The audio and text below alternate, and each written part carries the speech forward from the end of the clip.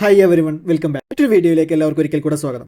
Federal bank account ഉടമകൾക്ക് banking സേവനങ്ങൾ mobile phone ഉപയോഗിച്ചുകൊണ്ട് ചെയ്യുന്നതിന് വേണ്ടി ഉപയോഗിക്കാവുന്ന മൊബൈൽ ബാങ്കിംഗ് ആപ്ലിക്കേഷനാണ് ഫെഡ് മൊബൈൽ എന്ന് പറയുന്നത്. നമുക്ക് ബാങ്കിംഗ് സംബന്ധമായ ആവശ്യങ്ങൾക്ക് വേണ്ടി ബാങ്കിൽ പോകേണ്ടി വരുമ്പോൾ ഒത്തിരി സമയം ആവശ്യമാണ്. നമുക്ക് ബാങ്കിൽ പോയി ചെയ്യുന്ന ഒട്ടുമിക്ക കാര്യങ്ങളും ഈ ഒരു ആപ്പ് ഉപയോഗിച്ചുകൊണ്ട് വളരെ എളുപ്പത്തിൽ നമ്മുടെ വീട്ടിൽ നിന്ന് തന്നെ നമുക്ക് ചെയ്യാനായിട്ട് സാധിക്കും. നമ്മുടെ അക്കൗണ്ട് ബാലൻസ് ചെക്ക് ചെയ്യുന്നത്, ഫണ്ട് ട്രാൻസ്ഫർ ചെയ്യുന്നത്, സ്റ്റേറ്റ്മെന്റ് എടുക്കുന്നത് തുടങ്ങിയ കാര്യങ്ങളൊക്കെ തന്നെ നമുക്ക് ഈ ഒരു ആപ്പ് ഉപയോഗിച്ചുകൊണ്ട് വളരെ എളുപ്പത്തിൽ ചെയ്യാനായിട്ട് സാധിക്കും. ഫെഡ് മൊബൈൽ ആപ്പ് മറ്റു ബാങ്കുകളുടെ ആപ്പിനെ അപേക്ഷിച്ചുകൊണ്ട് വളരെ ഈസി ആയിട്ട് ഉപയോഗിക്കാൻ കഴിയുന്നതാണ്. അപ്പോൾ നമുക്ക് എങ്ങനെയാണ് ഫെഡ് മൊബൈൽ ഉപയോഗിക്കുന്നത് എന്നുള്ള വീഡിയോയിലോട്ട് പോകാം. അതിന് മുൻപായിട്ട് നിങ്ങൾ ഈ ചാനൽ ആദ്യമായിട്ട് കാണുന്നവരാണെങ്കിൽ ഈ വീഡിയോയുടെ താഴെയുള്ള സബ്സ്ക്രൈബ് ബട്ടൺ ഒന്ന് പ്രസ് ചെയ്ത് ചാനൽ സബ്സ്ക്രൈബ് ചെയ്തു വെക്കുക. തുടർന്നുള്ള ബെല്ലൈക്കൻ കൂടെ ഒന്ന് എനാബിൾ ചെയ്തു വെക്കുക.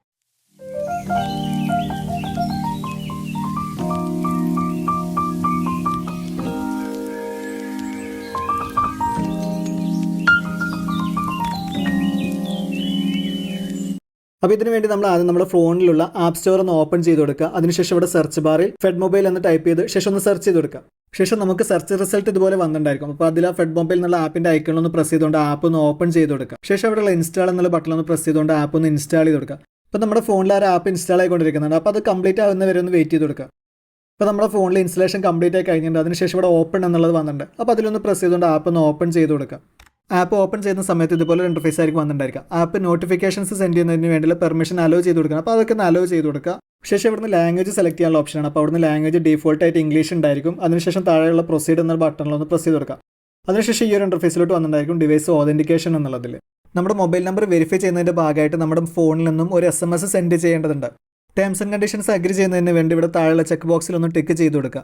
അതിനുശേഷം താഴെയുള്ള പ്രൊസീഡ് എന്നുള്ള ഈ ബട്ടണിലൊന്ന് പ്രസ് ചെയ്ത് കൊടുക്കുക. ശേഷം നമ്മൾ ഇതുപോലെ നമ്മുടെ ഫോണിൽ നിന്ന് മെസ്സേജ് സെൻഡ് ചെയ്യുന്നതിന് വേണ്ടി മെസ്സേജ് ആപ്പ് ഓപ്പൺ ആയി വന്നിട്ടുണ്ടായിരിക്കും. ഇവിടെ നിന്ന് നമ്മളൊരു മെസ്സേജ് സെൻഡ് ചെയ്യേണ്ടതുണ്ട്. മെസ്സേജ് പ്രീഫിൽഡ് ആയിരിക്കും. നമ്മൾ ജസ്റ്റ് ഒന്ന് സെൻഡ് ബട്ടണിൽ പ്രസ് ചെയ്ത് കൊടുത്താൽ മതി. ഈ മെസ്സേജ് സെൻഡ് ചെയ്യേണ്ടത് നമ്മുടെ ബാങ്ക് അക്കൗണ്ട് ഓപ്പൺ ചെയ്യുന്ന സമയത്ത് ബാങ്കിൽ കൊടുത്തിട്ടുണ്ടായിരുന്ന അതേ നമ്പറിൽ നിന്ന് തന്നെയാണ് ഈ ഒരു SMS സെൻഡ് ചെയ്യേണ്ടത്. അപ്പോൾ ആ നമ്പറിലുള്ള സിം കാർഡ് നമ്മുടെ ഫോണിലുണ്ടെങ്കിൽ മാത്രമേ നമുക്ക് ഈ ഫെഡ് മൊബൈൽ രജിസ്റ്റർ ചെയ്യാനായിട്ട് സാധിക്കുകയുള്ളൂ. അതുപോലെ തന്നെ ഒന്നിൽ കൂടുതൽ സിം കാർഡ് യൂസ് ചെയ്യുന്നവരാണെങ്കിൽ ഈ മെസ്സേജ് സെൻഡ് ചെയ്യുന്നത് ബാങ്കിൽ കൊടുത്തിട്ടുള്ള സിം നമ്പറിൽ നിന്ന് തന്നെയാണെന്ന് ഉറപ്പുവരുത്തുക. അതിനുശേഷം താഴെയുള്ള സെൻഡ് ബട്ടൺ ഒന്ന് പ്രസ് ചെയ്ത് കൊടുക്കുക. Device authenticated successfully. ശേഷം നമ്മൾ ഇതുപോലെ ഒരു ഇന്റർഫേസിലോട്ടായിരിക്കും വന്നിട്ടുണ്ടായിരിക്കുക. ഇവിടെ നമ്മുടെ ബാങ്ക് അക്കൗണ്ട് നമ്പർ എൻ്റർ ചെയ്ത് കൊടുക്കുകയാണ്. അവിടെ നമ്മുടെ 14 അക്ക ബാങ്ക് അക്കൗണ്ട് നമ്പർ നമ്മളൊന്ന് എൻ്റർ ചെയ്ത് കൊടുക്കുക. അതിനുശേഷം ഇവിടെ താഴെയുള്ള പ്രൊസീഡ് എന്നുള്ള ഈ ബട്ടൺ ഒന്ന് പ്രസ് ചെയ്ത് കൊടുക്കുക. ശേഷം നമ്മൾ ഇതുപോലെ ആപ്പിന്റെ ലോഗിൻ പേജിലോട്ട് വന്നിട്ടുണ്ടായിരിക്കും. ഇവിടെ നമ്മൾ നേരത്തെ ക്രിയേറ്റ് ചെയ്ത് കൊടുത്തിട്ടുണ്ടായിരുന്ന 4 അക്ക MPIN എൻ്റർ ചെയ്ത് കൊടുക്കുക. ഇനി നിങ്ങൾ അഥവാ ഫസ്റ്റ് ടൈം യൂസ് ചെയ്യുന്നവരാണെന്നുണ്ടെങ്കിൽ ഇന്റർനെറ്റ് ബാങ്കിങ് രജിസ്റ്റർ ചെയ്യുന്നതിൻ്റെ വീഡിയോ മുമ്പ് നമ്മുടെ ചാനലിൽ അപ്ലോഡ് ചെയ്തിട്ടുണ്ട്. ആ ഒരു വീഡിയോ കണ്ടുകൊണ്ട് നിങ്ങൾക്ക് ഇന്റർനെറ്റ് ബാങ്കിങ് രജിസ്റ്റർ ചെയ്യാനായിട്ട് സാധിക്കുന്നതാണ്. Fed mobile app first time registration ചെയ്യുന്ന വീഡിയോയുടെ ലിങ്ക് ഞാൻ ഈ വീഡിയോയുടെ ഡിസ്ക്രിപ്ഷൻ ബോക്സിൽ കൊടുത്തിട്ടുണ്ട്. ആവശ്യമുള്ളവർക്ക് ആ ഒരു വീഡിയോ കണ്ടുകൊണ്ട് രജിസ്ട്രേഷൻ ചെയ്യാവുന്നതാണ്. ശേഷം ഇവിടെ നമ്മൾ ക്രിയേറ്റ് ചെയ്ത് കൊടുത്തിട്ടുണ്ടായിരുന്ന ആ ഒരു MPIN എൻ്റർ ചെയ്ത് കൊടുക്കുക. അതോടുകൂടി നമ്മൾ ആ ഒരു ആപ്പിൻ്റെ മെയിൻ ഇന്റർഫേസിലോട്ട് ഇതുപോലെ വന്നിട്ടുണ്ടായിരിക്കും. അപ്പോൾ ആപ്പ് ഓപ്പൺ ചെയ്യുന്ന സമയത്ത് അതിൻ്റെ മെയിൻ ഇന്റർഫേസ് ഇതുപോലെ ആയിരിക്കും വന്നിട്ടുണ്ടായിരിക്കുന്നത്.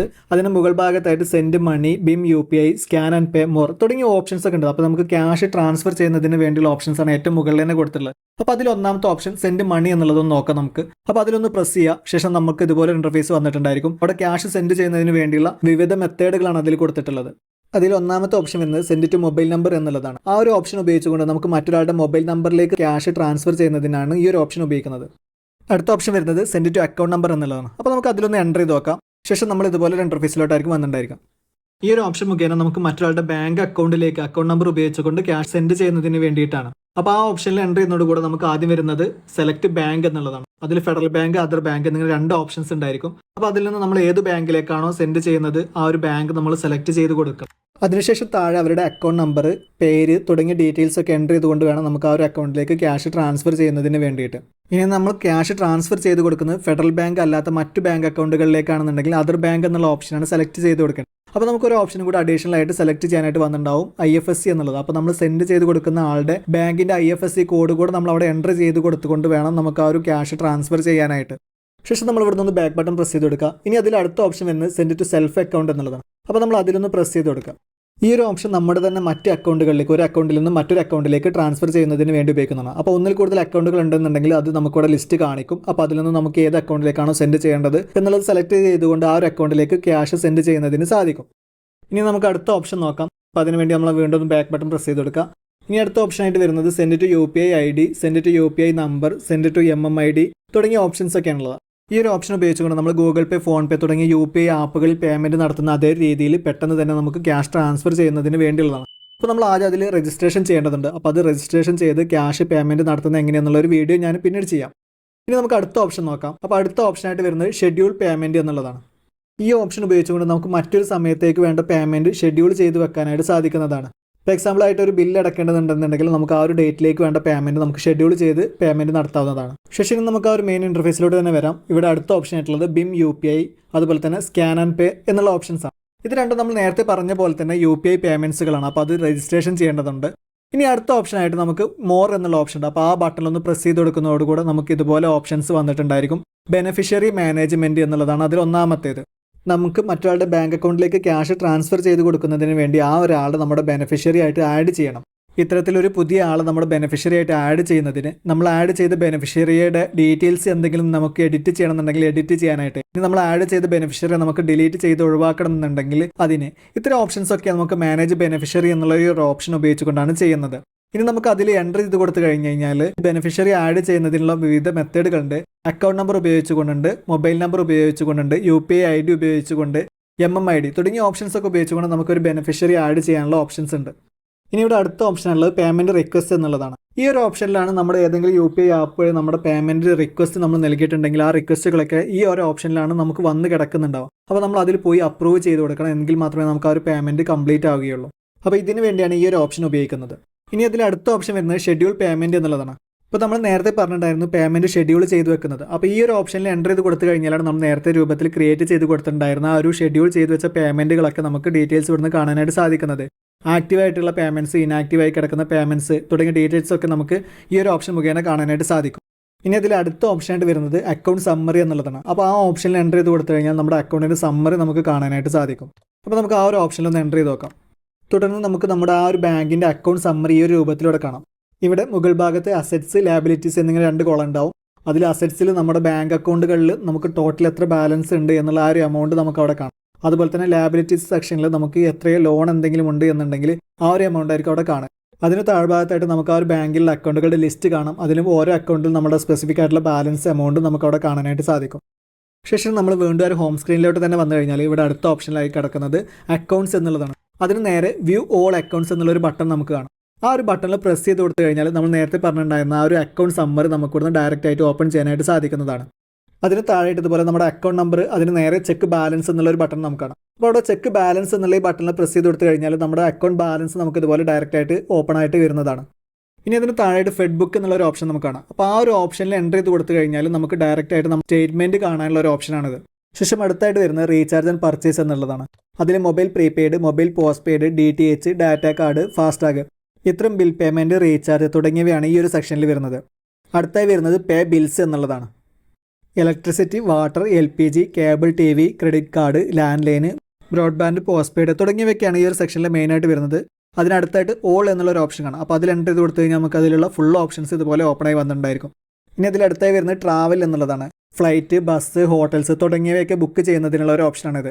ശേഷം അടുത്തായി വരുന്നത് അതർ സർവീസസ് എന്നുള്ളൊരു സെക്ഷനാണ്. അതിൽ religious donations, mutual fund, insurance, fee, marketplace, social security scheme, ഏതെങ്കിലും റിലീജിയസ് സംഘടനകൾക്കുള്ള ഡൊണേഷൻ നൽകുന്നത്, മ്യൂച്വൽ ഫണ്ടുകളിലുള്ള ഇൻവെസ്റ്റ്മെൻറ്റ് നടത്തുന്നതിന്, ഇൻഷുറൻസ് സ്കീമുകൾ പർച്ചേസ് ചെയ്യുന്നതിന് തുടങ്ങിയവയ്ക്കാണ് ഇതിൽ മെയിനായിട്ട് വരുന്നത്. അപ്പോൾ ഇത്രയും കാര്യങ്ങൾ അതിൻ്റെ ഈ ഹോം പേജിൽ വരുന്നത്. ഇനി നമുക്ക് ഇവിടുന്ന് താഴെയുള്ള ഇൻവെസ്റ്റ്മെൻറ്റ് എന്നുള്ള ഈ സെക്ഷൻ ഒന്ന് നോക്കാം. അപ്പോൾ അതിലൊന്ന് എൻ്റർ ചെയ്ത് കൊടുത്തു കഴിഞ്ഞാൽ ശേഷം നമ്മൾ ഇതുപോലെ ഒരു ഇൻ്റർഫേസിലോട്ട് വന്നിട്ടുണ്ടായിരിക്കും. ഇവിടെ നമ്മുടെ ഇൻവെസ്റ്റ്മെൻറ്റുകൾ നമ്മൾ ചെയ്തിട്ടുള്ള അതിൻ്റെ ഓവർവ്യൂ ആയിരിക്കും ഫസ്റ്റ് പേജിൽ തന്നെ കാണുന്നത്. ഇവിടെ മുകളിലായിട്ട് ടോട്ടൽ ഇൻവെസ്റ്റ്മെൻറ്റ് എന്നുള്ളതിൽ നമ്മുടെ ടോട്ടൽ ഇൻവെസ്റ്റ്മെൻറ്റ് കാണാം. അതിന് താഴെയായിട്ട് സ്പ്ലിറ്റ് അപ്പ് ഉണ്ടായിരിക്കും. Bank deposit, mutual fund, sovereign gold bond തുടങ്ങിയ ഡീറ്റെയിൽ ആയിട്ടുള്ള കാര്യങ്ങളും നമുക്ക് അവിടെ കാണാനായിട്ട് സാധിക്കും. ഇനി അതിനടുത്തായിട്ട് മൈ ഇൻവെസ്റ്റ്മെൻറ്റ് എന്നുള്ള സെക്ഷൻ ഉണ്ട്. അപ്പോൾ അതിൽ എൻ്റർ ചെയ്ത് കൊടുത്താലും നമ്മുടെ ഡീറ്റെയിൽസ് ആയിട്ടുള്ള നമ്മുടെ ഇൻവെസ്റ്റ്മെൻറ്റുകൾ എന്തെങ്കിലും ഉണ്ടെങ്കിൽ അവിടെ നമുക്ക് കാണാനായിട്ട് സാധിക്കും. ശേഷം അടുത്ത ഓപ്ഷൻ വരുന്നത് ക്രെഡിറ്റ് കാർഡ് എന്നുള്ളതാണ്. അതിൽ എൻ്റർ ചെയ്ത് കൊടുത്തു കഴിഞ്ഞാൽ നമുക്ക് ഇതുപോലെ ആയിരിക്കും ഓപ്പണായി വന്നിട്ടുണ്ടായിരിക്കുക. അവിടെ നമ്മൾ ക്രെഡിറ്റ് കാർഡ് ഉണ്ട് എന്നുണ്ടെങ്കിൽ നമുക്ക് അവിടെ നിന്ന് കാണാനായിട്ട് സാധിക്കുന്നതാണ്. ഇപ്പോൾ എനിക്ക് ക്രെഡിറ്റ് കാർഡ് ഇല്ല, അതുകൊണ്ട് അവിടെ അപ്ലൈ ഫോർ ക്രെഡിറ്റ് കാർഡ് എന്നുള്ള ഓപ്ഷനാണ്. അപ്പോൾ ആ ഒരു ഓപ്ഷൻ ഉപയോഗിച്ചുകൊണ്ട് നമുക്ക് പുതിയൊരു ക്രെഡിറ്റ് കാർഡിന് വേണ്ടി അപ്ലൈ ചെയ്യാനായിട്ട് സാധിക്കുന്നതാണ്. ശേഷം അടുത്ത ഓപ്ഷനായിട്ട് വരുന്നത് ലോൺസ് എന്നുള്ളതാണ്. അപ്പോൾ അതിൽ എൻ്റർ ചെയ്ത് കൊടുത്തു കഴിഞ്ഞാൽ അവിടെ നമ്മുടെ ലോണുകൾ ഉണ്ടെന്നുണ്ടെങ്കിൽ അതിൻ്റെ ഡീറ്റെയിൽസ് ആണ് നമുക്ക് അവിടെ നിന്ന് കാണാനായിട്ട് സാധിക്കുക. അതിൽ ഒന്നാമതായി വരുന്നത് ഓവർവ്യൂ എന്നുള്ളതാണ്. അതിൽ നമ്മുടെ ലോണുകൾ ഉണ്ടെങ്കിൽ അതിൻ്റെ ടോട്ടൽ ഓവർവ്യൂ ആയിരിക്കും നമുക്ക് അവിടെ നിന്ന് കാണാനായിട്ട് സാധിക്കുന്നത്. അടുത്തതായി വരുന്നത് മൈ ലോൺസ് എന്നുള്ളതാണ്. ആ ഒരു സെക്ഷനിൽ നമ്മുടെ ലോണുകളുടെയൊക്കെ ഡീറ്റെയിൽസ് നമുക്ക് അവിടെ നിന്ന് കാണാനായിട്ട് സാധിക്കും.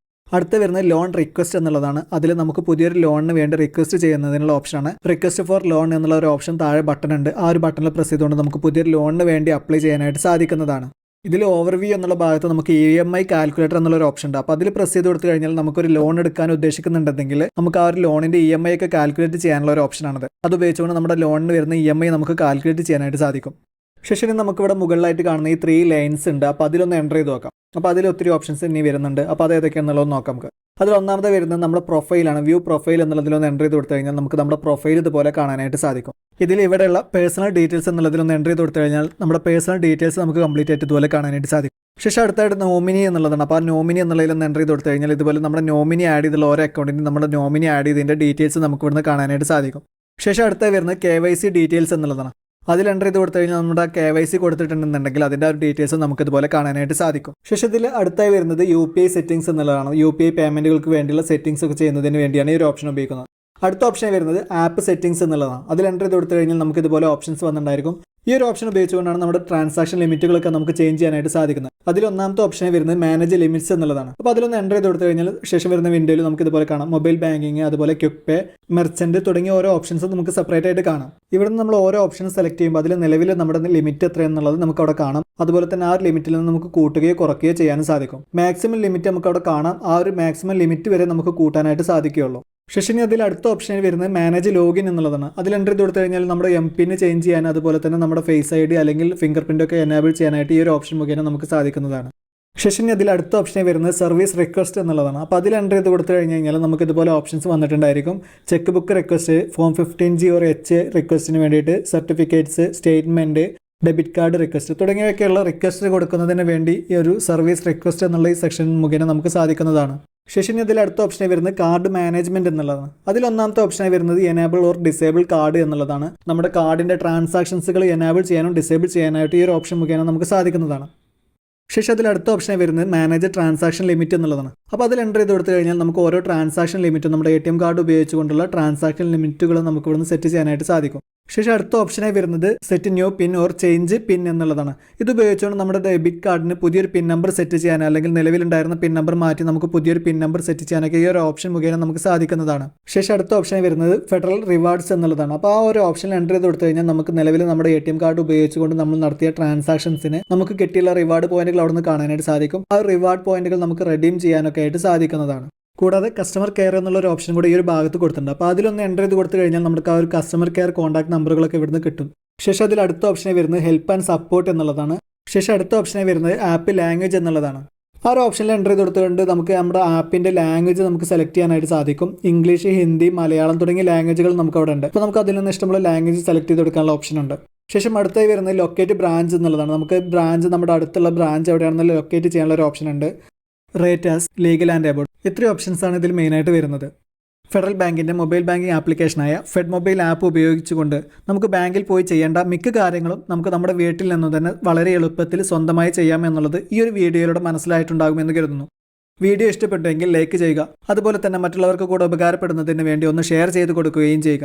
കൂടാതെ നിങ്ങൾ ഈ ചാനൽ ഇനിയും സബ്സ്ക്രൈബ് ചെയ്തില്ലെങ്കിൽ ഇപ്പോൾ തന്നെ വീഡിയോയുടെ താഴെയുള്ള സബ്സ്ക്രൈബ് ബട്ടൺ ഒന്ന് പ്രസ് ചെയ്ത് ചാനൽ സബ്സ്ക്രൈബ് ചെയ്ത് വെക്കുക. തുടർന്നുള്ള ബെല്ലൈക്കൻ കൂടെ ഒന്ന് എനേബിൾ ചെയ്ത് വെക്കുക.